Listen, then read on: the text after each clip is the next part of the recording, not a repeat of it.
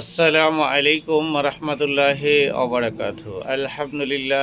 আলহামদুলিল্লাহি নাহমাদুহু ওয়া নাস্তাঈনুহু ওয়া নাস্তাগফিরুহু ওয়া নু'মিনু বিহি ওয়া নাতাওয়াক্কালু আলাইহি ওয়া নাউযু বিল্লাহি মিন শুরুরি আনফুসিনা ওয়া মিন সাইয়্যাতি আমালিনা ওয়া মান ইয়াহদিহিল্লাহু ফালা হাদিয়া লাহু ওয়া নাশহাদু আল্লা ইলাহা ইল্লাল্লাহু ওয়া নাশহাদু আন্না মুহাম্মাদান আবদুহু ওয়া রাসূলুহু আম্মা বাদ। প্রিয় সুধী, আপনাদের সামনে বিগত কয়েকদিন ধরে হজের বিষয় নিয়ে আলোচনা চলছে।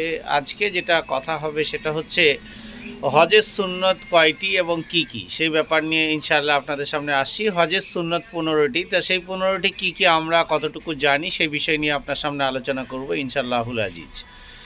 হজের 15টি সুন্নতের ভিতরে প্রথম হচ্ছে 1 নম্বর এহরাম বাঁধার নিয়তে গোসল করা। এহরাম বাঁধার নিয়তে গোসল করা। 2 নম্বর হচ্ছে হজে এরফাদ বা কেরানকারীদের তাওয়াফে কুদুম করা। 3 নম্বরে হচ্ছে 3 জায়গায় খুতবা শোনা।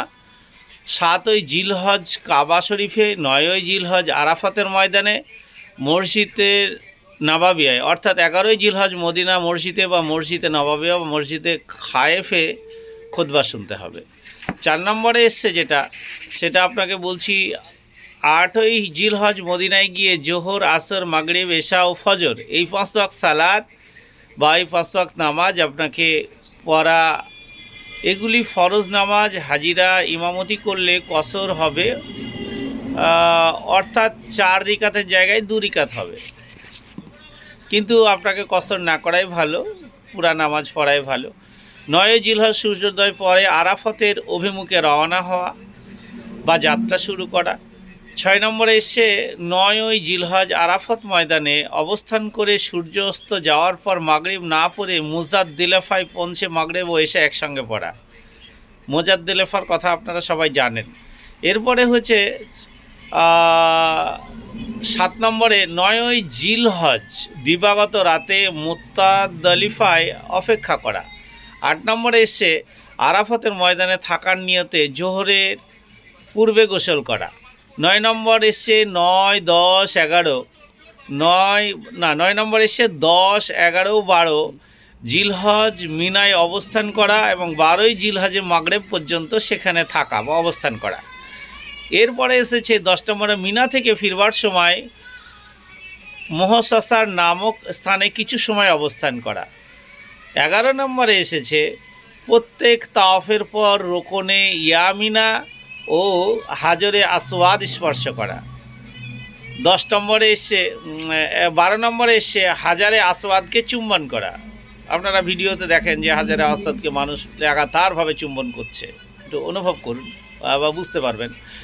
এরপরে 13 নম্বরে হচ্ছে সাই করবার সময় বাতনুল ওয়াদি, মানে সাফা মারোয়ার রাস্তায় যেখানে সবুজ বাতি লাগানো আছে 25 গজের মতো জায়গা, খুব দ্রুত দৌড়ানো, আপনার স্বার্থ মতো যেরকম আপনি পারবেন সেরকম দৌড়াবেন। এটা 25 গজ, মতান্তরে কেউ একটু বেশি কম বেশি বলেছে, কিন্তু 25 গজই বাস্তব। দ্রুত দৌড়ানো এবং বাকি পথ স্বাভাবিক গতিতে দৌড়ে অতিক্রম করা। 14 নম্বরে হচ্ছে সাই করিবার সময় সাফা ও মারোয়া পাহাড়ের কিছুটা ওঠা।